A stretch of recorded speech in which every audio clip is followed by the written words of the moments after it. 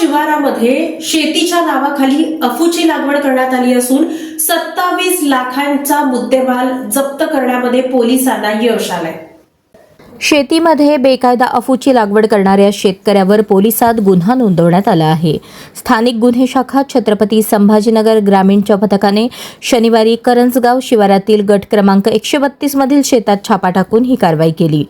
कचरू बाबूराव धुरट वय 65 राहणार करंजगाव असे या शेतकऱ्याचे नाव असून त्याला पोलिसांनी ताब्यात घेतले आहे। या कार्यवाहीत 180 किलो अफूची झाडे हस्तगत करण्यात आली असून त्याची किंमत 27,09,225 रुपये असल्याची माहिती पोलिसांनी दिली।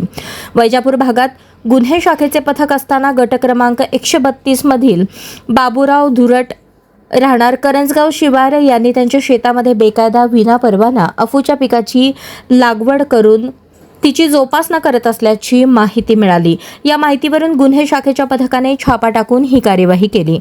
पोलीस अधीक्षक विनय कुमार राठोड, अप्पर पोलीस अधीक्षक अन्नपूर्णा सिंह, उपविभागीय पोलीस अधिकारी भगवान फुंदे यांच्या मार्गदर्शनाखाली पोलीस निरीक्षक विजयसिंह राजपूत, API पवन इंगळे, विष्णू गायकवाड, सचिन सोनार, रवी लोखंडे, अनिल काळे, सनी खरात, कविता पवार, शिवाजी मगर यांच्या पथकाने ही कार्यवाही केली।